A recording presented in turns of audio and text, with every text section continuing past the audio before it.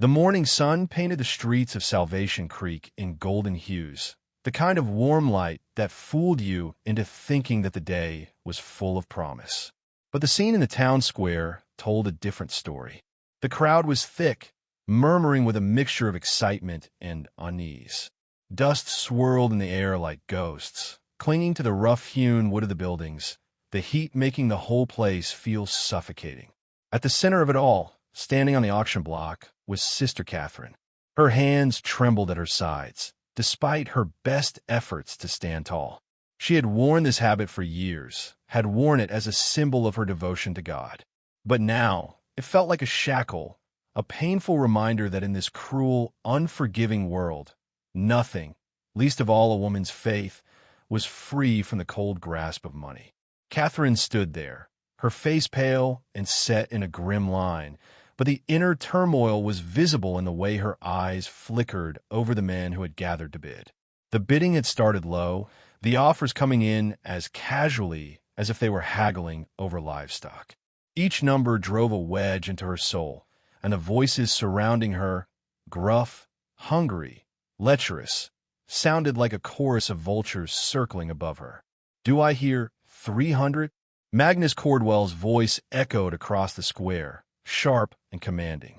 His gold teeth glittered in the sun, the smile on his face wide and cold as he surveyed the crowd like a predator about to pounce. He was the banker in town, a man whose smile never reached his eyes, whose grip on the town's finances was as tight as a noose. Catherine had no illusions. This wasn't a wedding. This wasn't an act of charity or mercy. This was slavery, dressed in the guise of a bride auction, and she knew it all too well. Her life, her dignity, her future, all were being traded away for land and money that were never meant to be hers. She thought of the children at St. Mary's Orphanage, the little ones who depended on her for care, the ones who needed medicine, who needed warmth for the coming winter. She had no choice. If she didn't do this, they would suffer. And so, despite the tears that threatened to fall, she closed her eyes and forced herself to stand still, praying that God would forgive her for what she was about to do. 350, shouted a voice from the back. The bidding was escalating now, and Catherine's stomach churned as she recognized the voice. It was Jake Morrison, the saloon owner, a man who was known not just for his cruelty to animals, but also for his brutal treatment of women. Her heart thudded in her chest, each beat a reminder of the life she had left behind. 400, another voice called out. The bidding surged, the numbers climbing higher as the men around her began to salivate at the thought of possessing her. But amidst the crowd, Catherine's gaze fell on one man, Thaddius Whitmore, a man she had never seen before, yet there was something about him that set him apart from the others. He wasn't looking at her like the others, with hunger or lust in his eyes. His gaze was different. There was something familiar, something like compassion. Thaddius was tall, broad-shouldered, his clothes weathered from years of toil. His face was hard, like it had been carved from stone, but in his eyes she saw something that made her breath catch. He wasn't here to buy a wife. He was here for something far more personal. The sun climbed higher, and the auction continued. But Thaddius was no longer paying attention to the bids. His focus was on one thing only: Magnus Cordwell, the man who had taken everything from him. 6 months ago, Thaddius had owned the largest cattle ranch in 3 counties, a ranch that had been a symbol of his hard work and future. But the drought, followed by Cordwell's cold and calculated foreclosure, had shattered that dream. Now Thaddius was standing here, watching a woman being auctioned off, her freedom traded like cattle. The sight of it stirred something deep within him, something that felt like the last remnants of his soul stirring awake. He couldn't just watch this happen. He couldn't stand by and let Cordwell, or anyone else, take away another life like this. 600, shouted Jake Morrison, his voice cutting through the tension, but Thaddius didn't wait. 1,000. The words came out of his mouth before he could stop them, and the square fell silent. The air was thick with disbelief. Thaddius had just bid more money than most men in Salvation Creek would see in their entire lives. The crowd turned to look at him, and for a moment there was no sound but the rustle of the wind and the distant call of a hawk. 1,000, Thaddius repeated, his voice steady despite the storm building inside of him. The bidding had stopped. His decision was made. Magnus Cordwell looked at him, a smile creeping across his face, and the game changed in an instant. Well, Thaddius Whitmore. Cordwell's voice was dripping with amusement. I didn't expect to see you here. But you'll find, my friend, that money doesn't solve all your problems. Thaddius stood tall, his eyes never leaving Cordwell's, as he prepared for the next step in this dangerous game. The air felt thick with the weight of the moment, and in that instant, Thaddius realized that he wasn't just buying a woman's freedom. He was buying a second chance for himself, for redemption, for something that had died with his ranch. Do you want the money or not? Thaddius asked, his voice a low growl. The crowd held its breath. The die was cast, and in that moment, something shifted in Salvation Creek. What had started as an auction, a spectacle of human misery, had turned into something much bigger. The tension in Salvation Creek's main street had only thickened since Thaddius made his bid. The sun, now higher in the sky, seemed to burn hotter, casting harsh shadows over the wooden facades of the buildings. The sound of boots shuffling, hushed whispers, and the occasional nervous cough filled the air, but all eyes were on Thaddius. The man who had lost everything in a drought and now found himself fighting not for land or cattle, but for something far more elusive, honor. As he stood there, the enormity of what he had just done hit him in waves. He had no plan, no means of support. His pockets were empty save for the pouch of coins he'd held on to for months, his last hope for redemption. But in this moment, standing between Sister Catherine and the crowd of men who wanted to own her, all those considerations faded into the background. Sister Catherine was still standing on the auction block, her face pale, her body stiff with the weight of the humiliation. She was a woman of God, a protector of children, yet here she was, reduced to a piece of property being bought and sold for a price. Thaddius's gaze met hers, and for a fleeting moment, their eyes locked. There was confusion in her eyes, certainly, but also a flicker of hope. She didn't know him. She didn't know why he was doing this, but she saw in his face a determination that mirrored her own. A man who had lost everything, yet was willing to risk it all for a cause he didn't fully understand. Cordwell's gavel fell with a sickening finality. Sold to Thaddius Whitmore for 1,000. The words echoed through the square, but the transaction felt hollow. The crowd began to disperse, murmurs of discontent and confusion filling the air. But for Thaddius, there was no celebration. There was only the realization that he had just made a promise he didn't know how to keep. Thaddius Whitmore, Cordwell called out, his voice dripping with amusement. I trust you understand what you've purchased. Thaddius turned, locking eyes with the banker. There was no warmth in Cordwell's gaze, only the cold calculation of a man who used others for his gain. I understand, Thaddius replied, his voice unwavering despite the turmoil inside. Now, how do I get her out of here? Cordwell's lips twisted into a smile.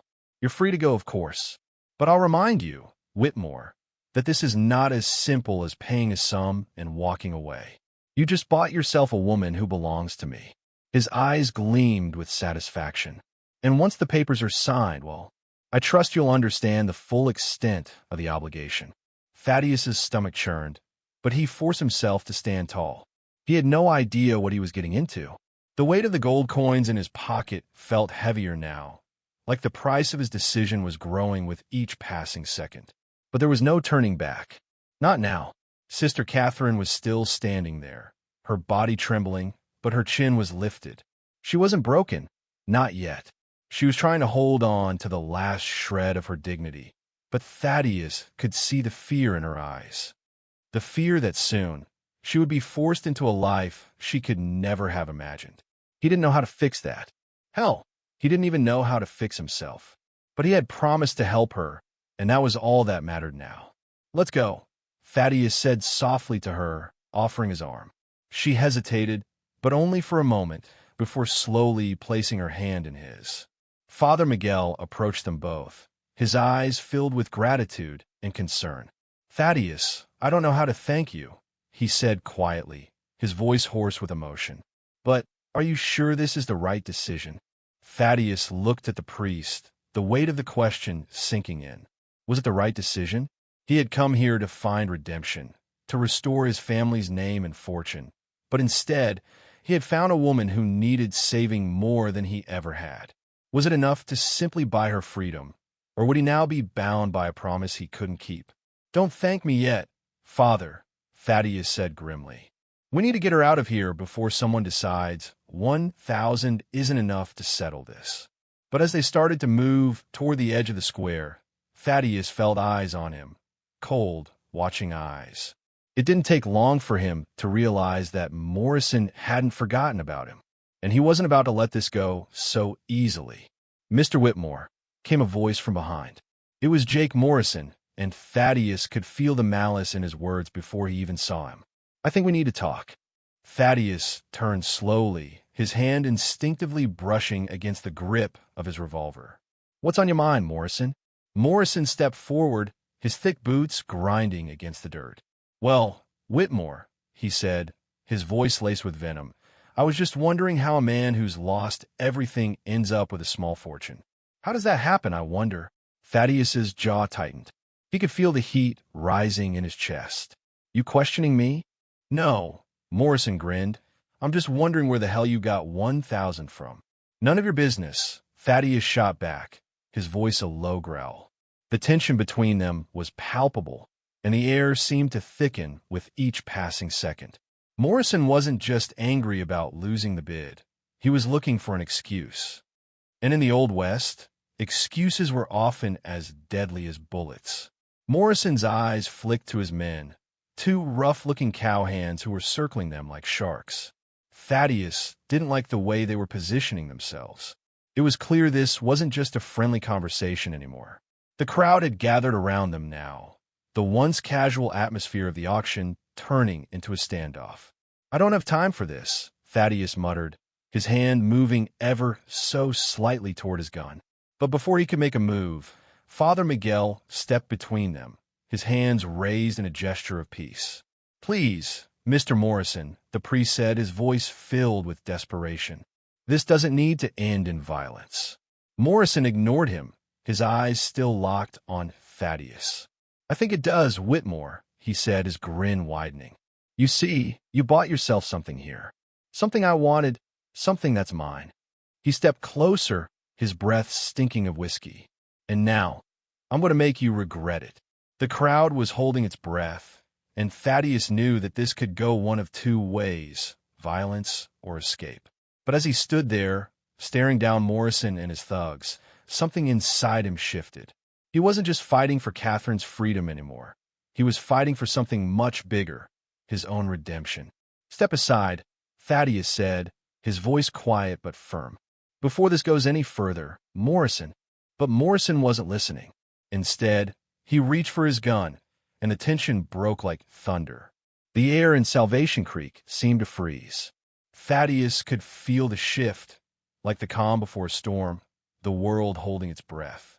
His hand was still resting on the grip of his revolver, his fingers tingling with the weight of the moment. Everything he'd been through, the loss of his land, his family, his pride, all of it had led to this instant where a single decision could change everything. But this wasn't just about him anymore. It was about Catherine and the children she had sacrificed everything for. Morrison's grin remained fixed, like a predator who could smell weakness, but Thaddius wasn't going to give him that satisfaction. He was standing on the edge, just one step away from violence, but he wasn't about to let Morrison drag him into it. Not without a choice. "Don't do it, Thaddius." Father Miguel's voice was low but urgent, his weathered hands still raised in a peaceful gesture. But there was no stopping the rage in Thaddius now. His heart was pounding, his chest tight with the kind of tension that came just before a fight. He had lived through worse than this. He had lost more than just land, and he wasn't going to let a man like Morrison take anything else from him. But Morrison wasn't listening. His hand moved slowly towards his belt, his eyes never leaving Thaddius's face. The two men were locked in a silent battle, each of them trying to measure the other. In the distance, The faint sound of the town bell ringing seemed to grow louder, like the toll of inevitability. "I warned you, Whitmore," Morrison said, his voice dripping with malice. "You shouldn't have crossed me." Thaddius could hear the rattle of Morrison's gun as it slid free of its holster, the slow creak of leather against leather. The world seemed to move in slow motion, but Thaddeus's body reacted faster than his mind. He'd been in gunfights before. He knew how to move, how to fire, how to survive. But this time was different. He wasn't just fighting for himself. The first shot came from Morrison's gun, a sharp crack that echoed across the square. It was a clean miss, the bullet kicking up dirt at Thaddeus's feet. The crowd screamed and scattered, but Thaddius didn't flinch. He was already drawing his own revolver, his fingers moving with the precision of a man who had been trained by the unforgiving hands of war. A second shot rang out, this time from one of Morrison's men. Thaddius ducked behind the corner of the cafe, his heart racing as the bullet ricocheted off the wooden beams. He could feel the heat of the gunfire, the tension in the air, the pulse of his own blood in his ears. For the first time since his ranch was taken, he felt alive. And it wasn't just the fight. It was the desperation, the realization that he wasn't going to let anyone take Catherine. Not now. Not after everything she had done. "Get down!" Father Miguel shouted, pulling Sister Catherine behind the cafe's corner, away from the line of fire. Thaddeus didn't have time to think. He moved fast, stepping out from behind cover, and with a quick, practice motion, he fired. The sound of his Colt's revolver was like a thunderclap, sharp and unforgiving. It was followed by a grunt from Morrison's man, Bart Tillman, who staggered backward, his gun dropping to the dirt. Thaddeus didn't waste a moment. He was already moving, his boots pounding the ground, his revolver aimed at Morrison. The crowd had dispersed, leaving only the sound of horses neighing in the distance and the quiet murmurs of the few who dared to watch. But Thaddeus wasn't looking at the onlookers. His eyes were locked on Morrison, who was still standing, a smirk on his face that twisted into a sneer as he saw his men fall. "You don't know who you're dealing with, Whitmore," Morrison spat, his hand clutching his gun. "You think you can just buy her and walk away?" Thaddeus's voice was cold as the desert night. "I'm not walking away. Not now. Not ever."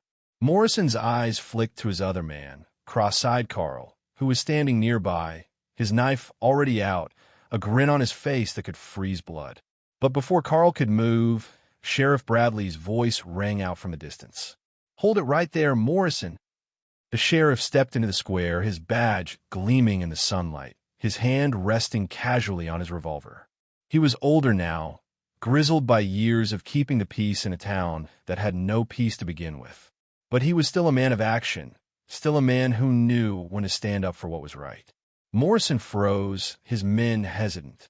The sheriff's presence was like a mountain, unmoving, steady. He wasn't going to let Morrison run this town any longer. Not after what had happened here today. "Back off, all of you," Sheriff Bradley said, his voice low but carrying. "Morrison, you and your men are done. It's over." Morrison's grin faltered for just a second, then quickly returned, though it lacked its earlier confidence. "You're making a mistake, Bradley," he said, but his voice was weak. The sheriff had caught him, and he knew it.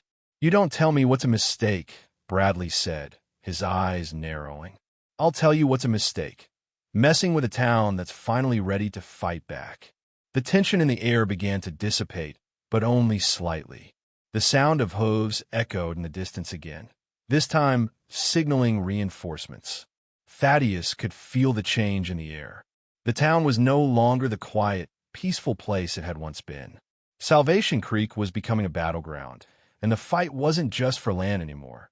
It was for something bigger, something worth fighting for. Freedom, justice, and dignity. "I want him arrested," Thaddeus said, his voice steady, his eyes never leaving Morrison's. "I want him in that jailhouse where he belongs." Sheriff Bradley nodded, signaling his deputies to move in. They quickly surrounded Morrison, who had no choice but to lower his weapon, his face flushed with rage.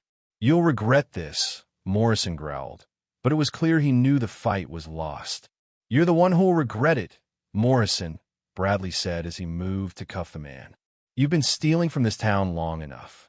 As Morrison was led away, Thaddius turned back to Catherine, his breath still heavy from the adrenaline.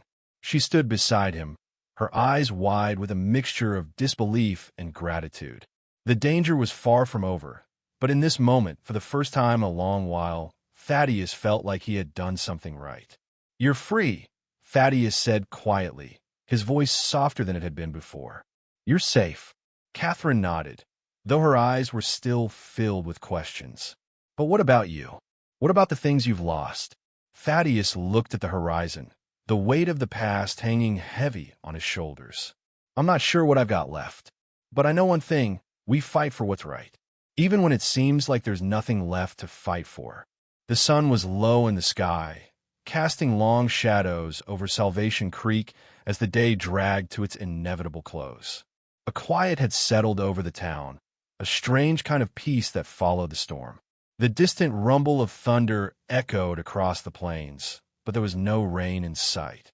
Just the weight of everything that had happened, and everything that was still to come.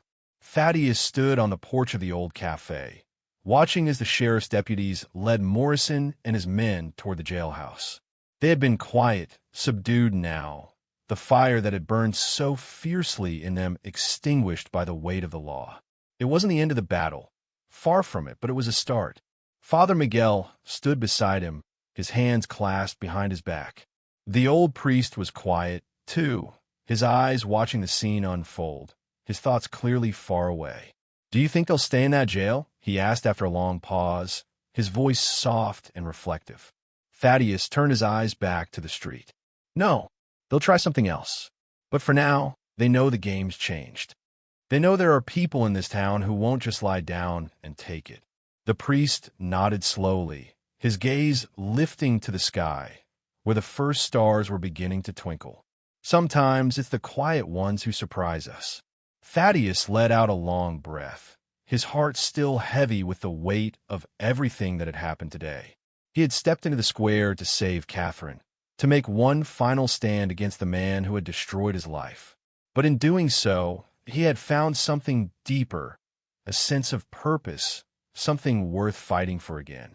It was a strange thing to feel hope after so much loss. "Let's get Catherine to safety," Father Miguel said, his voice full of urgency, but also a quiet optimism. Thaddius nodded, his hand instinctively reaching for his gun belt, but his fingers only grazed the worn leather. It was a habit born of necessity, born of years spent in the wilderness, facing down the dangers of both man and nature.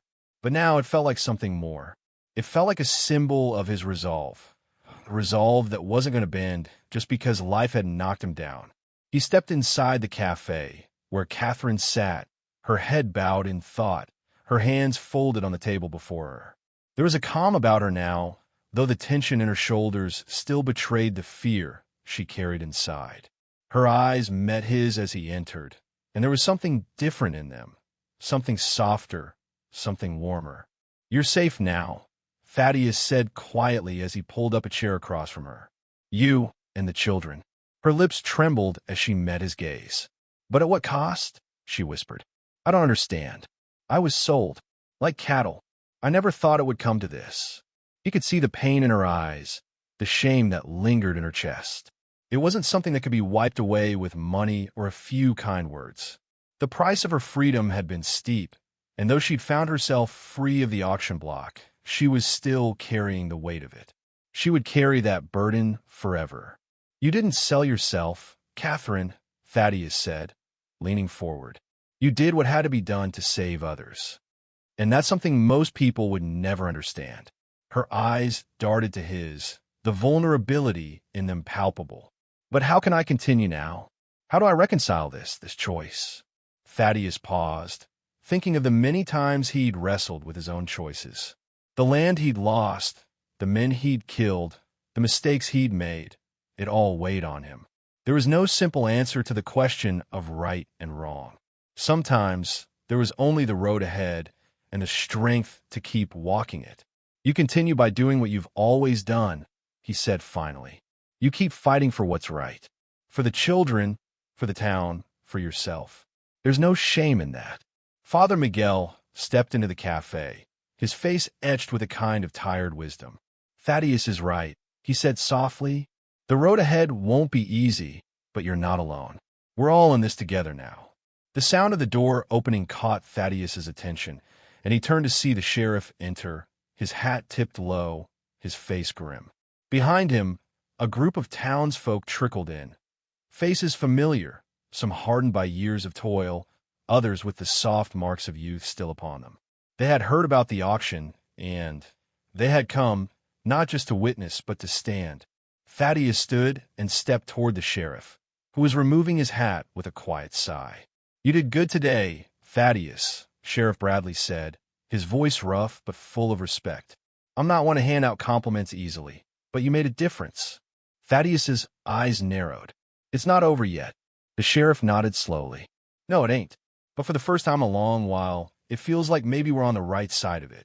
The door swung open again, and a man stepped in, his hat pulled low over his eyes. He was lean, with the kind of weathered look that said he'd spent years on the trail, and there was something familiar about the set of his shoulders, the way he moved like a man with purpose. "Thaddius Whitmore," the man called out, his voice low and steady. Thaddeus's hand went instinctively to his revolver, but he didn't draw it. This wasn't the time. Not yet. "I'm looking for Thaddius Whitmore," the man repeated, stepping into the light. Thaddeus took a step forward. "You found him. What do you want?" The man raised his eyes, and Thaddeus recognized him immediately. A fellow rancher, a man who had been his neighbor before the drought had turned his land into dust. His name was Jared Quinn. "Got a letter for you," Quinn said, handing Thaddeus a folded piece of paper. It was worn at the edges, like it had traveled a long distance. Thaddeus took the letter, breaking the seal, his eyes scanning the hastily scrawled words. His heart skipped a beat as he read the letter, and his mind began to race. "Looks like we got work to do," he said, his voice low. The letter was from a contact of his father's, someone who had information about the Wells Fargo gold that Thaddeus's father had taken all those years ago. The pieces were falling into place. The mystery of his father's past was closer to unraveling, and with it, the weight of the choices Thaddeus had made would soon come to light. But as he looked back at Catherine, who had quietly stood, watching the scene unfold, he knew one thing for certain. This town and the people in it had been saved. But the battle for redemption, his redemption, was only just beginning. The night had fallen over Salvation Creek, but it wasn't the peaceful kind of night that brought comfort to a weary soul. It was a night filled with the rumble of thunder in the distance, the weight of silence pressing down on the streets. Inside the small cafe, Thaddeus sat at a corner table, the dim light from the oil lamp casting shadows on his face. His fingers traced the edges of the letter he had received earlier from Jared Quinn, the words still fresh in his mind. The letter spoke of a name, Benjamin Slate, a man who had been involved in the robbery all those years ago, a man who was still alive and living in a town not too far from here. The letter promised that Slate knew where the stolen Wells Fargo gold had ended up, and more importantly, it hinted that Slate held the final piece to the puzzle Thaddeus had been trying to solve for years. Father Miguel was sitting across from him, his hands folded, eyes focused on the man before him.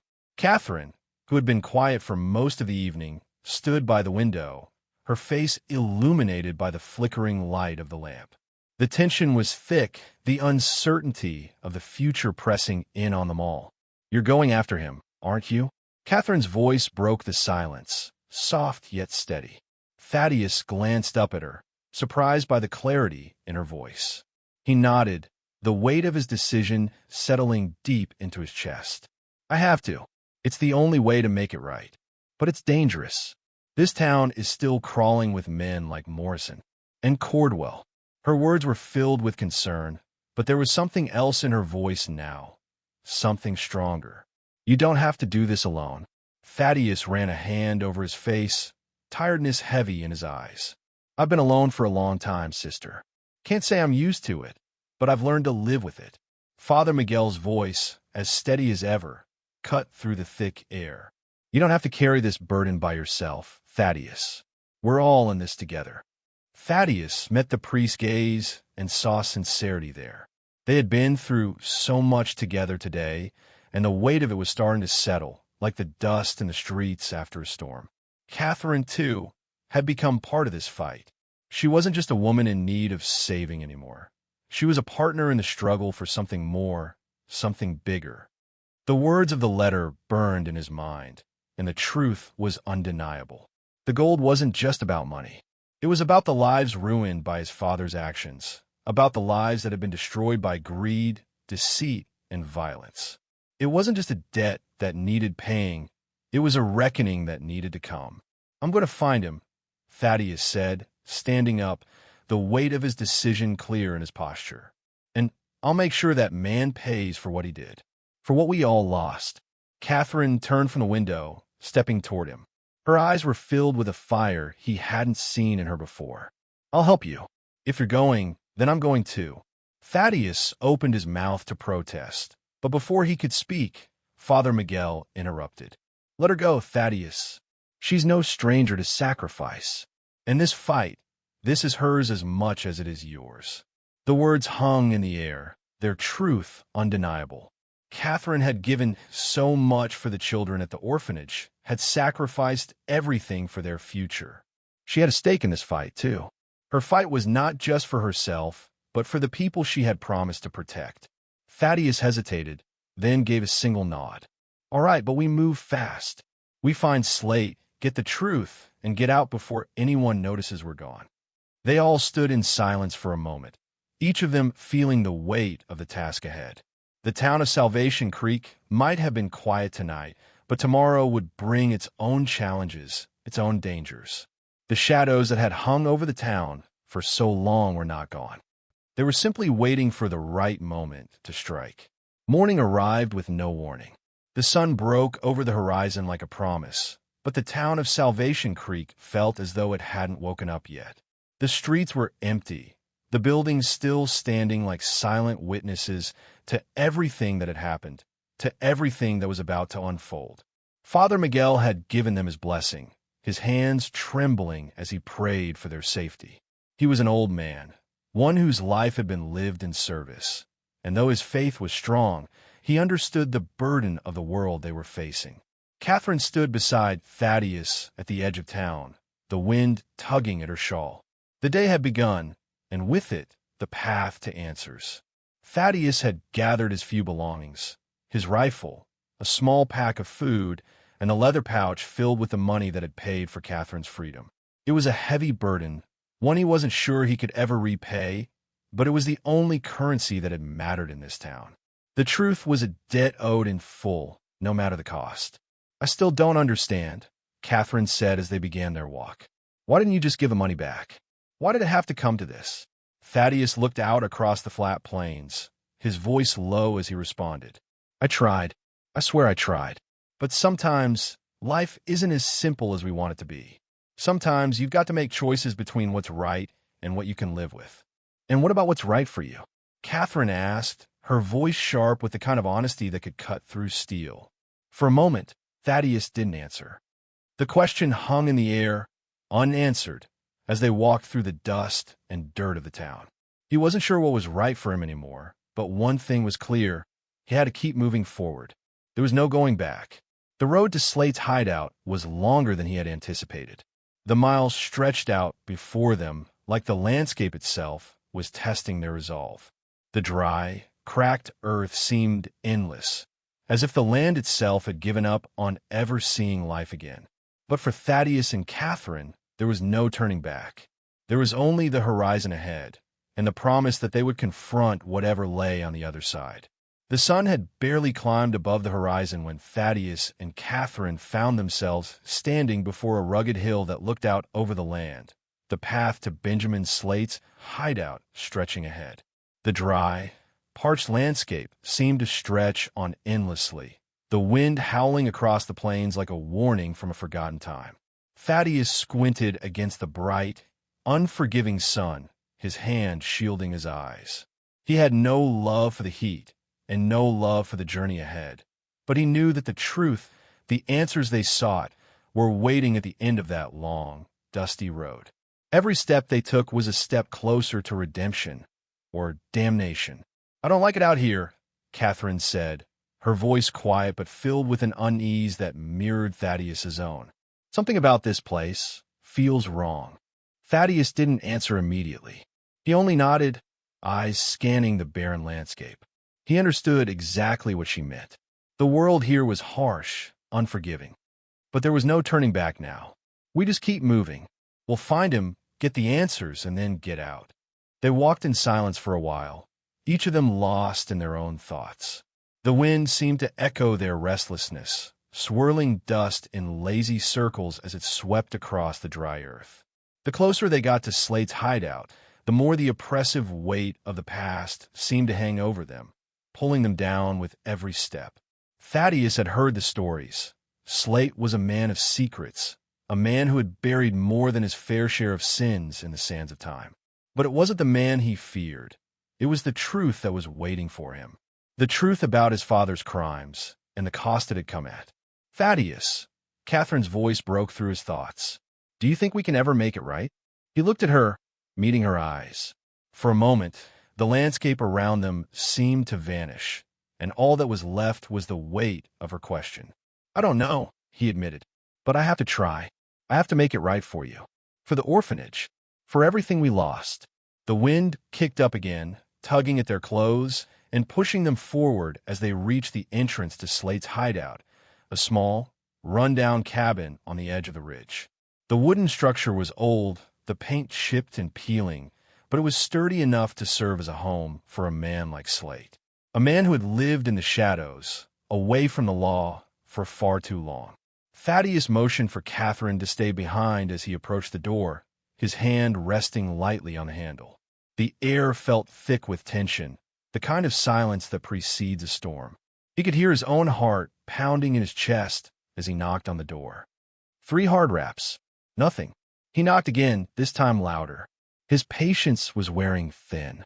After what felt like an eternity, the door creaked open, revealing a figure standing in the dim light. The man was older than Thaddius had imagined. Lean, wiry, with a weathered face and sharp, calculating eyes. His hands were calloused, the fingers long and thin, like someone who had spent years handling weapons or other dangerous things. Benjamin Slate. Thaddius didn't need to ask. He already knew.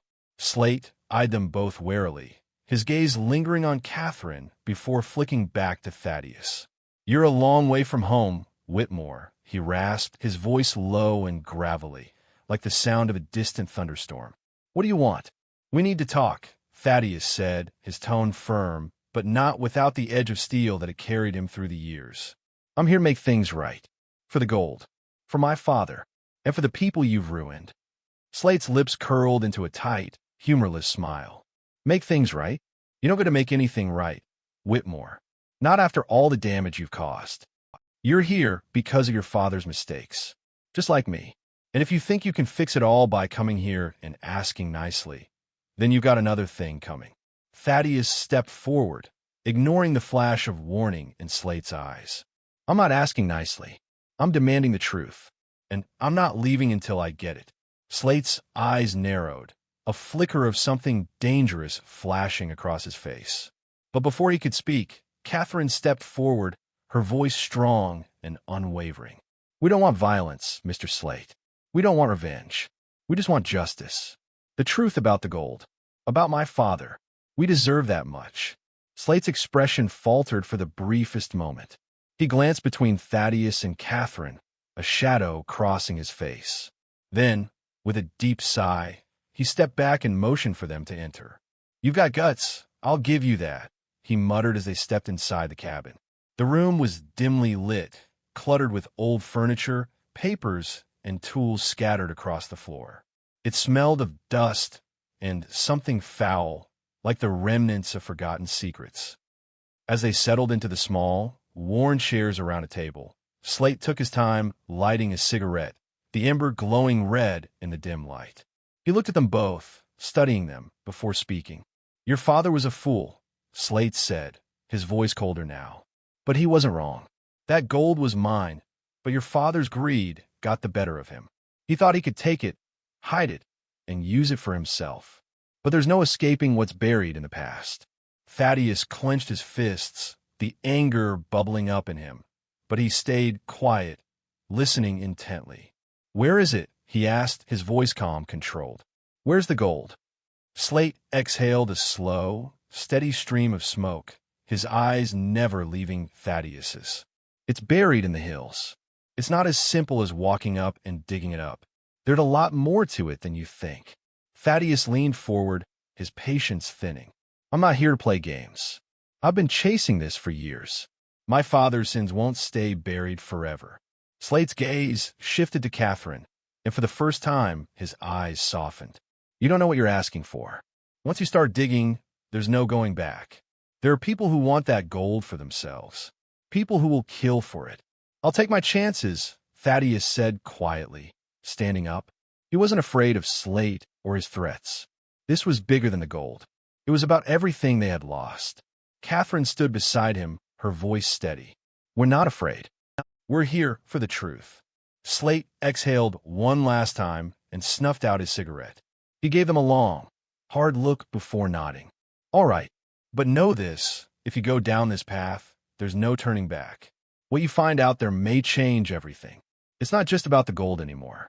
It's about everything else." The door behind them creaked open, and Thaddius turned, his hand instinctively going to the revolver at his side. But it was too late. Slate had already disappeared into the shadows of the cabin, his laughter fading into the distance like the echo of a dying wind. The sun began to set as Thaddius, Catherine, and Father Miguel made their way out of Slate's cabin. The dusty path ahead seemed to stretch on forever, and the weight of the conversation they'd just had sat heavy on their shoulders. Thaddius could feel it in the pit of his stomach, the gnawing sense of uncertainty that had followed him ever since his father's death. But there was no turning back. The truth, no matter how painful or dangerous, was waiting out there in the hills. And for the first time, Thaddius could see that the truth was more than just about the gold. It was about everything they had lost. The lives, the families, the futures destroyed by greed and betrayal. "I don't like this, Thaddius," Catherine said, her voice quiet but filled with an undeniable tremor. Slate's words, they sounded too much like a warning. What if he's right? What if digging into this past only brings more pain? Thaddius glanced at her, his jaw set firmly. "I can't walk away from this, Catherine. Not after everything that's happened. Your father, my father, the land. None of it means anything if we don't uncover the truth." Father Miguel, walking a few steps behind them, spoke softly. "Thaddius is right. But remember, sometimes the truth comes at a terrible price. And what if the truth doesn't set you free? What if it only chains you to something worse?" The words weighed heavily on them all, and yet none of them slowed their pace. The night air had grown cooler, and the wind carried with it the scent of the earth, damp with the first signs of the coming fall. They reached the hills before nightfall, and Thaddius could see the outline of Slate's cabin fading behind them, a distant memory already. The hills were rough, jagged, and unforgiving, much like the life they'd led up to this point. Thaddius had no illusions about the danger that lay ahead. As they climbed, the sounds of the town faded behind them, replaced by the eerie quiet of the wilderness. The only sounds now were the crunching of their boots on the dry ground and the occasional rustling of a coyote in the distance.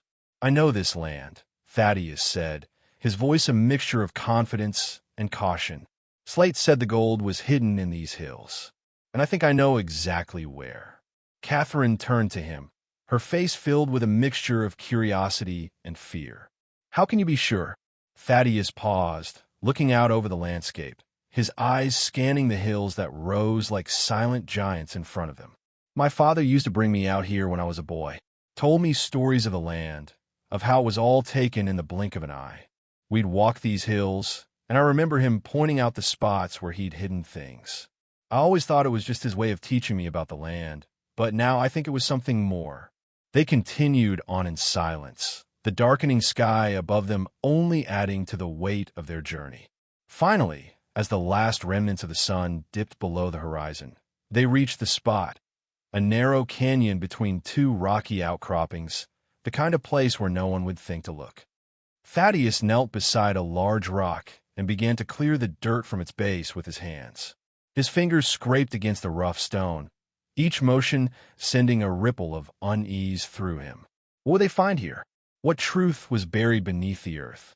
As he cleared the last of the dirt, he found it, an iron-bound chest, partially buried in the dirt, its edges rusted with age.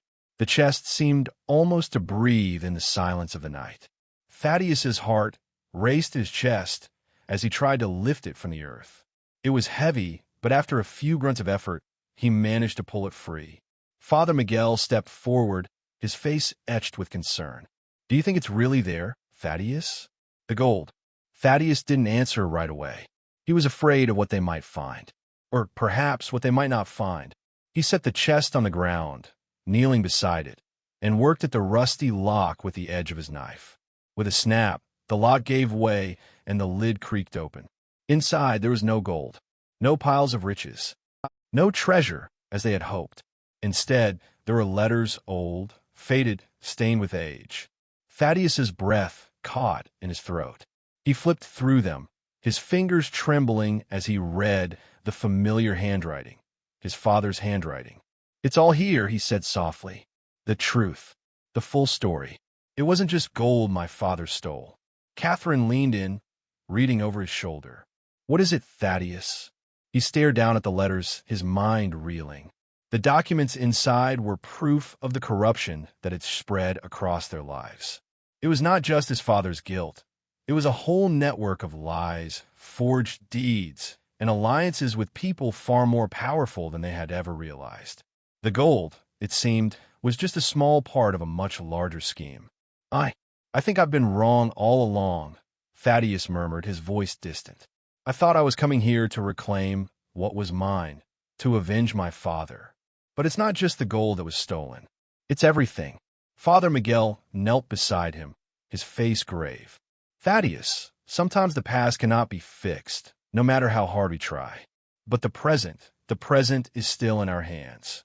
Thaddius felt a weight settle in his chest, a realization that all the pain, all the sacrifice had led them here, not to reclaim their fortunes, but to confront a deeper truth. He had thought the gold was the key, but now the real treasure was understanding who his father had truly been and who he had to become to make things right. He closed the chest and stood up, taking a long, steadying breath. He turned to Catherine. "I came here for one thing, but I think I've found something else. I have to make it right. All of it." The wind stirred, as though in response to his words. The stars above gleamed like 1,000 unspoken promises, and for the first time in years, Thaddius felt a spark of hope deep within his soul. The moon rose high above the hills, casting a silver glow over the barren land, as Thaddius, Catherine, and Father Miguel made their way back to town. The chest, now sealed tightly, was a burden heavier than any of them had expected. The air was still, the only sound being the crunch of their boots against the dry earth. Thaddius could feel the weight of the letters in his hands, each one a painful reminder of the truth he had uncovered. His father's actions had not only cost him his land, but had tangled him in a web of deceit that stretched far beyond their small town. There would be no gold. There would be no riches to reclaim. There was only the grim reality of what had been done and what needed to be undone. Catherine walked beside him, her expression unreadable. For all her courage in the face of her own auction, she, too, was burdened by the truth. The promises of salvation had been tainted by the sins of the past. And now, standing on the precipice of a future that could never be the same, neither of them knew how to move forward. Father Miguel was the first to break the silence. "Thaddius, the weight of your father's mistakes doesn't rest on your shoulders. You are not him." Thaddius glanced at the priest, his eyes shadowed with guilt. "But I am his son, and I've spent my life running from what he did. I thought I could fix everything, but it's all a lie." "Sometimes," Father Miguel said softly, "we're given burdens we didn't ask for, and the only way to carry them is with humility, with honesty, and with the will to do what is right. You can still make a difference, Thaddius. Not in the way you thought, but in a way that will matter." As they neared the town, the familiar shapes of the buildings came into view, dimly lit by the flickering lamps of Salvation Creek.